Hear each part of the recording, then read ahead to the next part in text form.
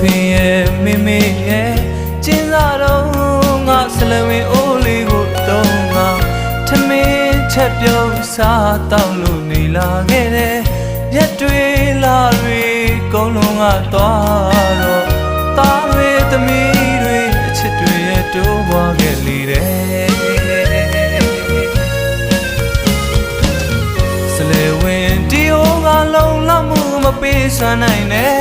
သားတွေသမီးတွေကုန်လုံးစားနိုင်ရဲ့